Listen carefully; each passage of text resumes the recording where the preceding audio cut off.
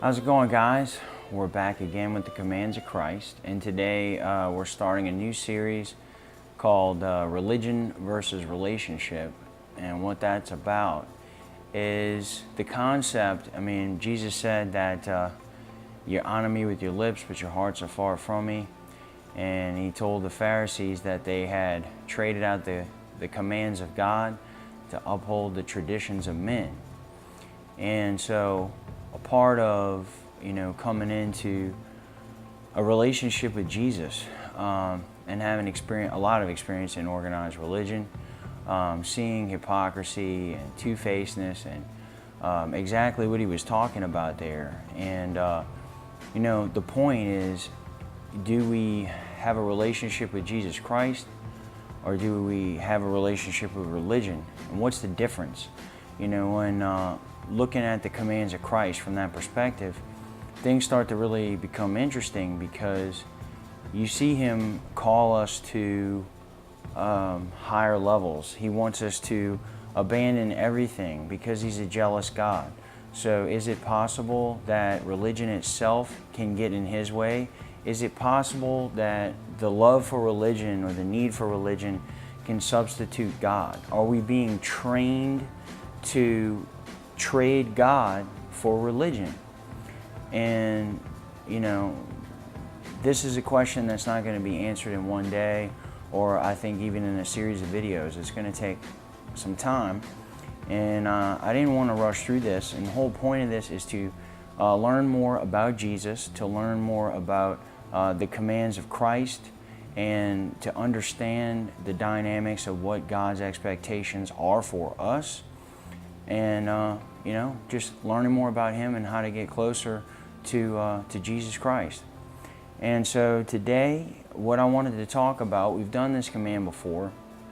It's honor marriage, and it's found in Matthew chapter 19. One of the reasons I picked this video is because recently I've had the opportunity to talk to a lot of different types of individuals about this subject. And it's just really interesting to hear the perspectives from the religious side, from the spiritual side, and from the non-spiritual side. So both from the religious side and spiritual side, both of these folks think that marriage should be honored. But what's interesting is the qualifications for marriage. We could get lost in that. In the religious side, it's, is she saved? Is he saved? Because they have to. The two people have to be saved, and I'm not really sure what that means. I mean, yes, I've read John chapter 3 when Jesus was having a conversation with Nicodemus about being born again. I understand that, but I find it to be extremely arrogant for people to tell God what he's going to do. I think he ultimately makes those decisions. And so I think it's ridiculous. I think that you look at the calling that God has to us, to himself. You look in the earliest days in the Old Testament, where if you go outside the camp, you had problems. An example of that is King Solomon. He decided that he was going to take on concubines in other areas because apparently he must have betrothed every virgin in a 10,000-mile radius, and there were none left to marry. So, he had to go into neighboring towns. I mean, I wish I was joking when I say that, but I think he seriously married every available virgin that wasn't maimed, crippled, blind, or lame. So, anyway. So you see these folks have problems in that scenario, going outside the camp, so to speak, or being unequally yoked, as mentioned in the New Testament. I agree with that. I definitely agree with that. But this mainly is taken from the standpoint of a judgment. So two people are trying to get married, they're in a church, and they have to go through this counseling and everything, and they go through this vigorous counseling for 6 to 9 months, And, the pastor decides that he's going to go ahead and marry them, and the marriage lasts for 5 months. So, why? A divorce rate at 90%, 90%? Really? And this is all done properly. This is all the right ways. Everything's right.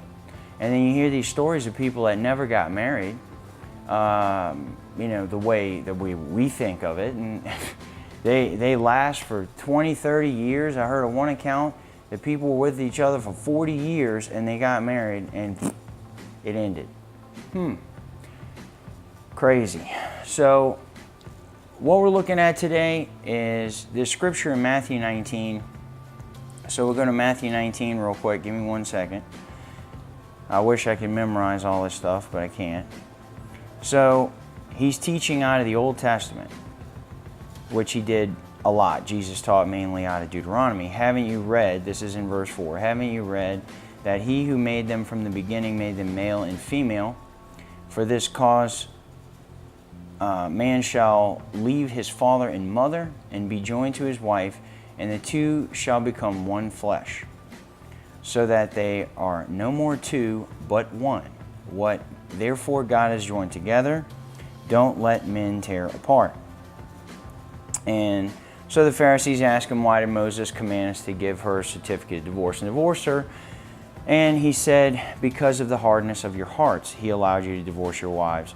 Or from the beginning it has not been so. I tell you that whoever divorces his wife except for sexual immorality and marries another commits adultery, and he who marries her when she is divorced commits adultery. So you look at this, and you see how he shuts this down. Now it was permitted in Deuteronomy, and there's a lot going on here. Why is this permitted in Deuteronomy? He said because of the hardness of their hearts.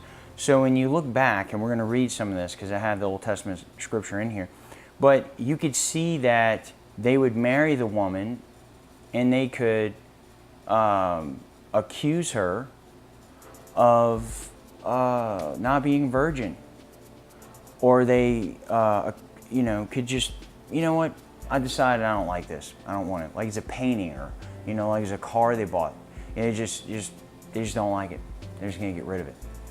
So for whatever reason, Moses decided that he was going to go ahead and permit that, and Jesus shuts that down and says, no, that doesn't work. We're not doing that.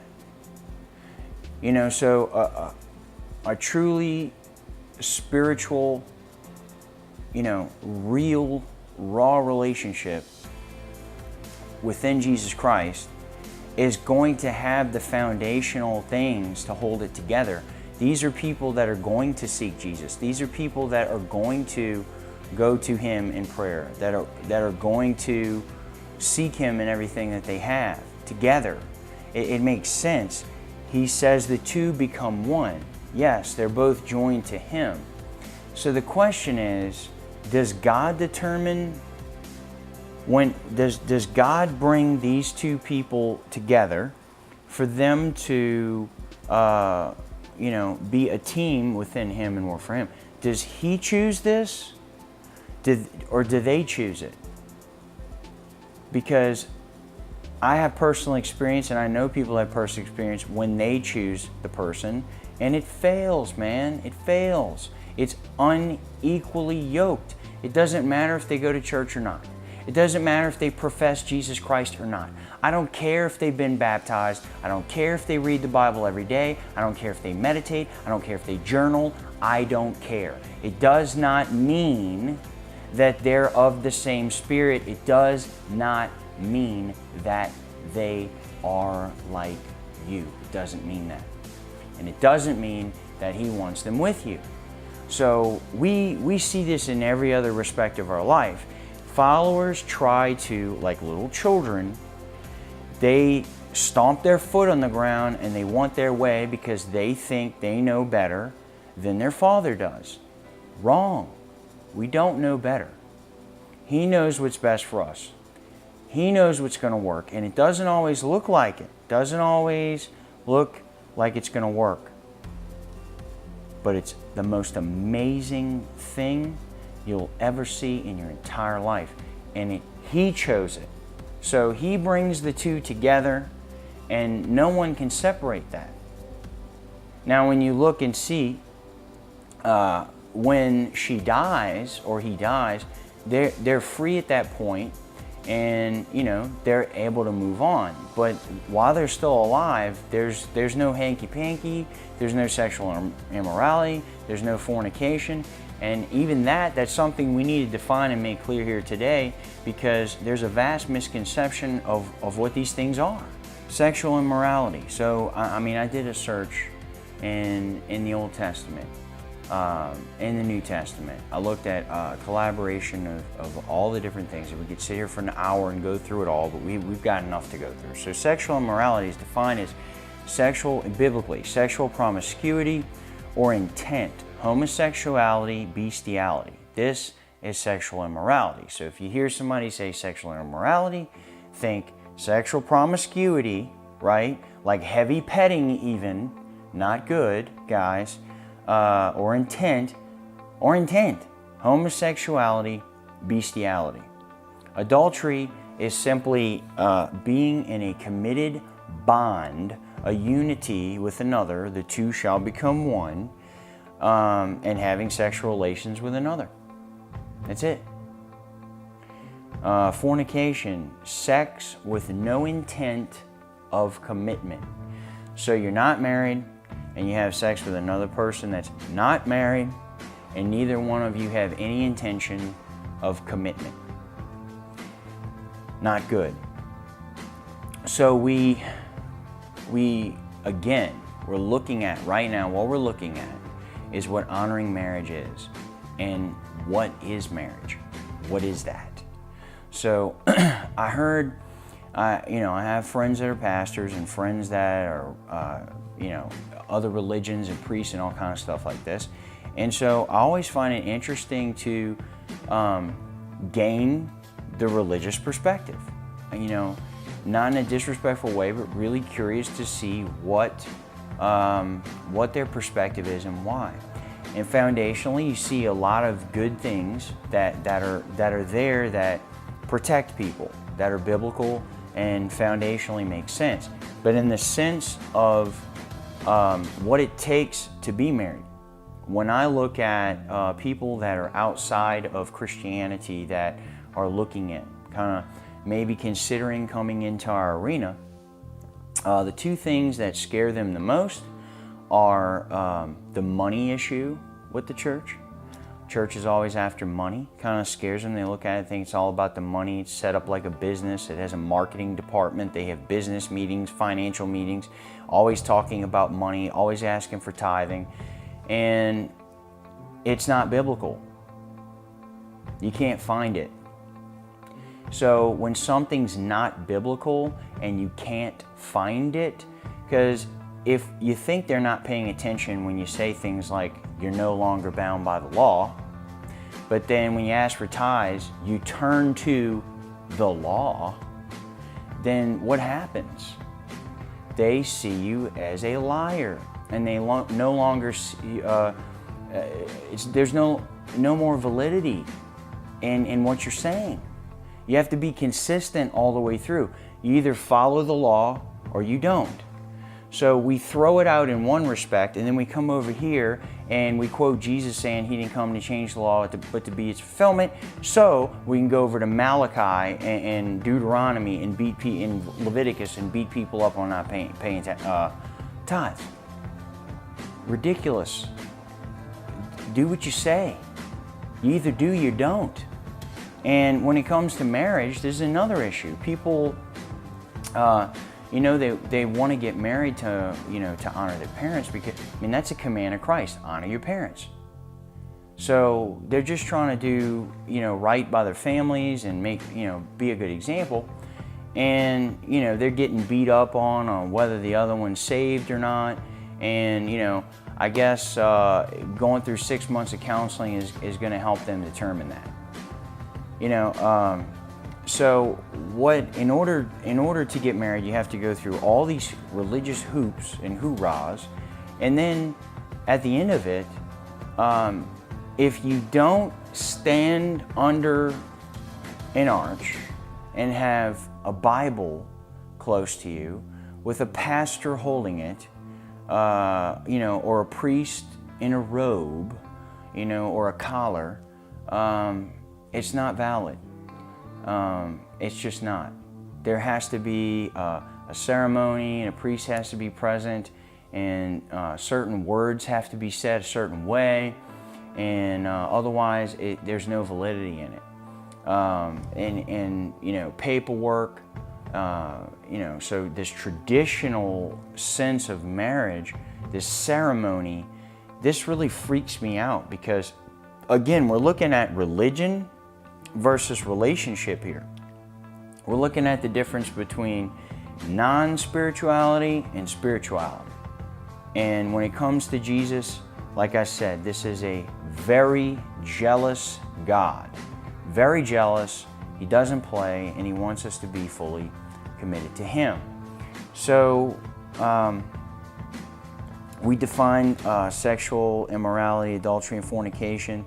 And so I started looking for this. I started looking everywhere. I'm just trying to understand, because I'm seeing people get beat so hard over this issue, because you got people, preachers pointing at them and priests pointing at them and telling them they need to be going to confession, and they need to repent, and they're living in sin, and they're shacked up and all this thing here. And it's like, really? So how do you define that? How can you prove that they're doing this?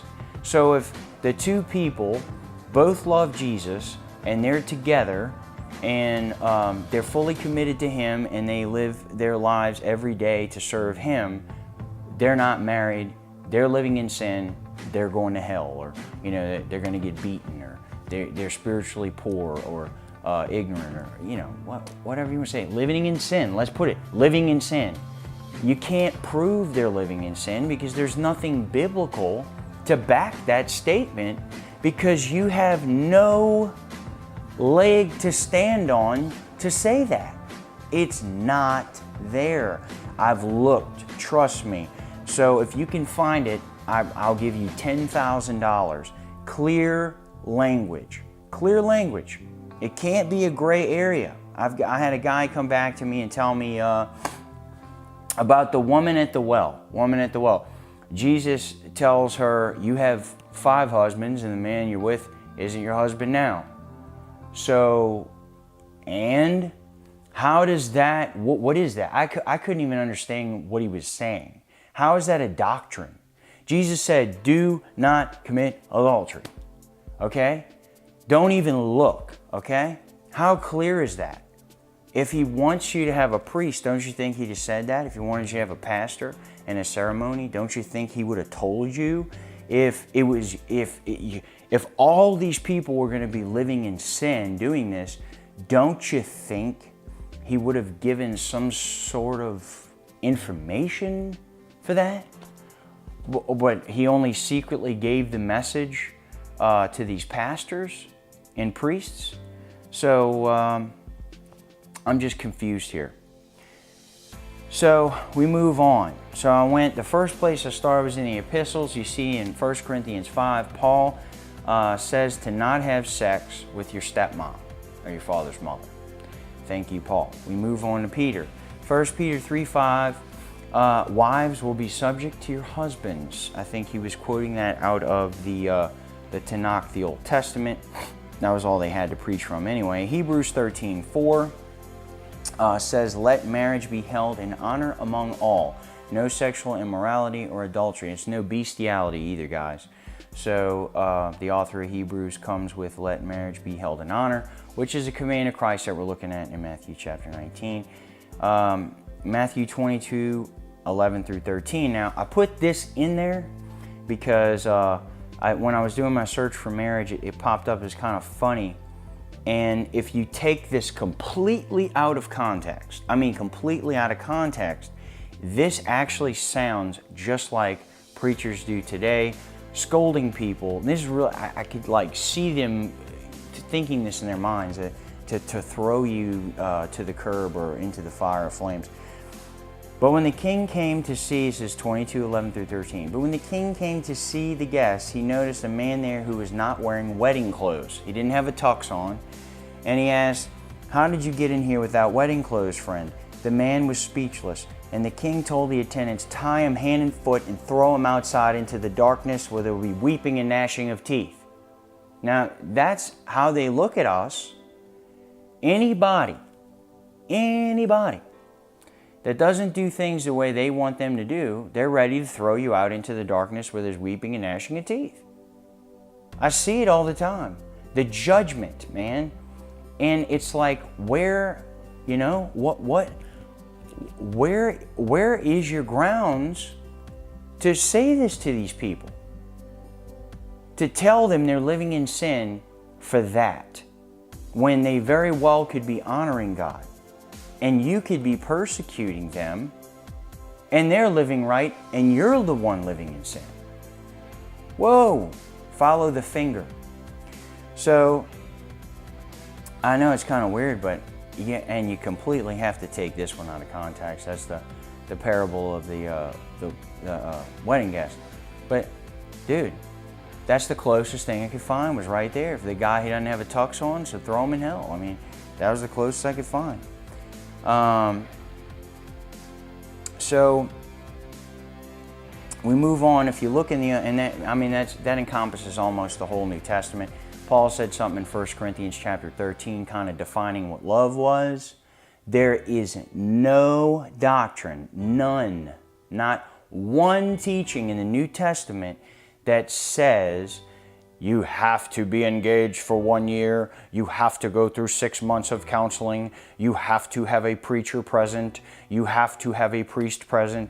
It's not there. So we move on. Deuteronomy 24, 1 through 5, Old Testament. When a man takes a wife and marries her, then it shall be, if she finds no favor in his eyes because he has found some unseemly thing in her, that she shall write her a certificate of divorce, but put it in her hand and send her out of his house.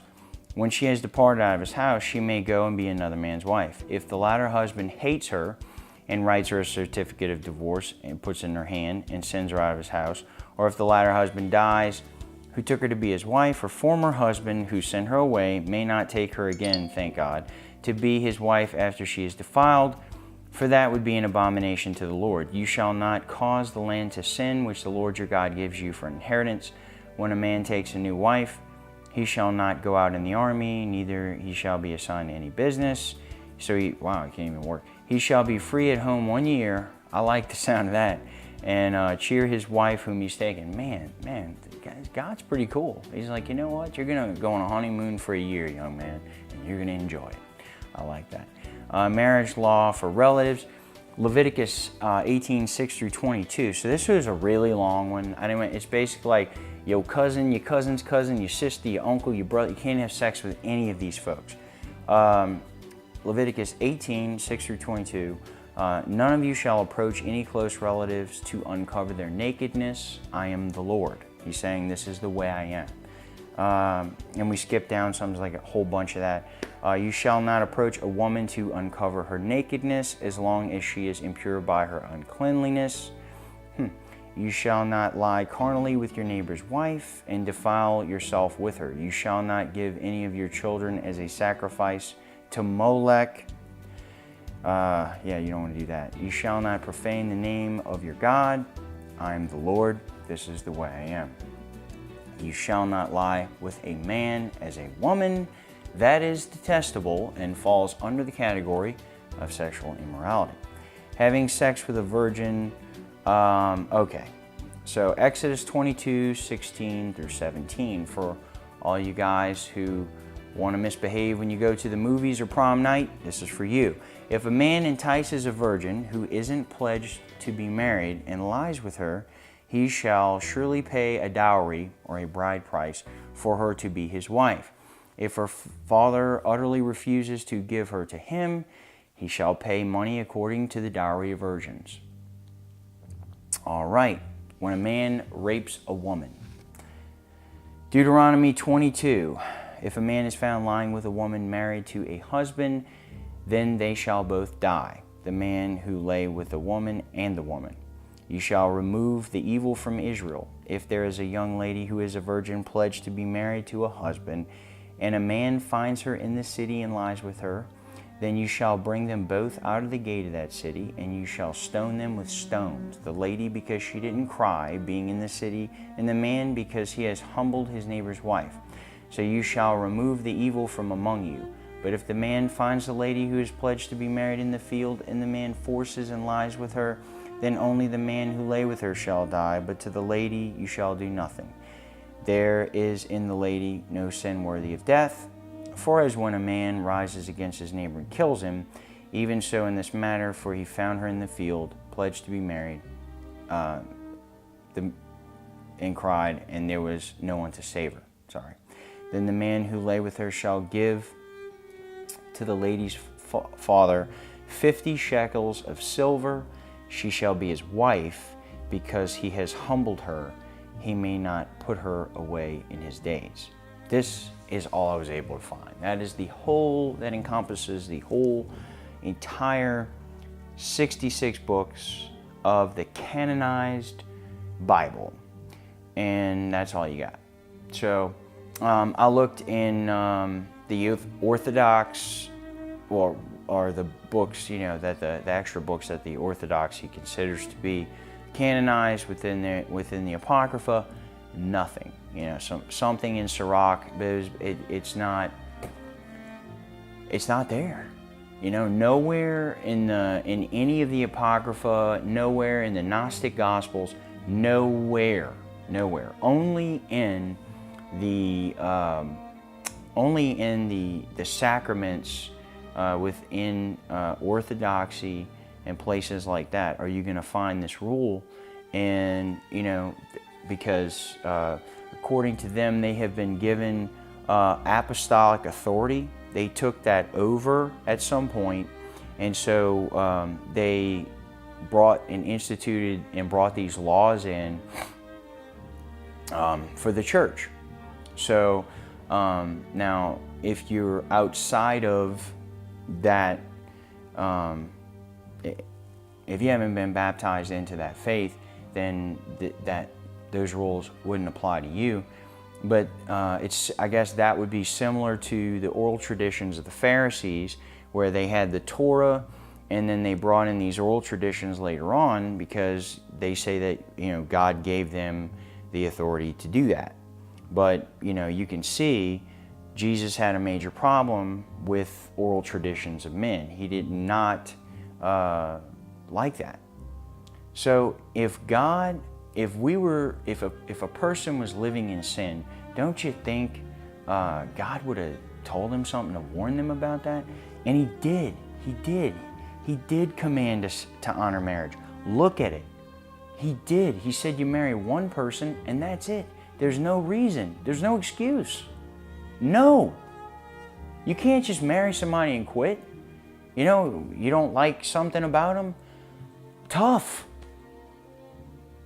That's per the Lord, man. And so I'm not promoting divorce. I'm not promoting sexual immorality. I'm not promoting adultery. I'm not promoting fornication. I don't agree with it. It's sin, and sin separates you from God. What I don't agree with is the religious jargon that these people shove down your throat, and they have no leg to stand on. And the only way anything is ever going to change in this regard, how do we bring Jesus back to church? How do we bring spirituality back to church? By standing up for the truth. Because if everyone was this way and spoke this way and was sure about what they believed, and you tell them, find the evidence, find the biblical evidence, bring it to me, bring me your Bible and show me any Bible, any version, bring it. It isn't there. What you're finding is you're being harassed and persecuted because of traditions that men have instituted, rules that they have made up over time, and they teach it as God's law. God does not like that, and God does not want us to honor that. Not their way, it's His way. He didn't ask for their help. He did not ask for their help. They take that job on their own. Just like me in these little videos. I get on YouTube and we make these videos. Why? We make these videos to share truth because we have an overwhelming sense of passion for Jesus Christ, and we want to share truth with the world and bring Jesus to the world the way he was brought to us. So guys, you know, if we're going to make it, we got to be real. We really got to turn to him. And marriage, it is a sacred thing. And the true marriage is, you know, you ask God. I asked God to help me find the wife that I needed, that was going to bring me closer to him. And he did that. That was the first time I ever did that. And he did. He brought it to me. And she brings me closer to him every single day. And I bring her closer to him every single day. And we are one. And nothing can separate us. Because God has put it together. And that is the way it's supposed to be. There is no other way. There is no other way. And there's nothing wrong with having a ceremony, man. There's nothing wrong with that. But to shortchange God of his glory, to shortchange God of what he's done, is no good.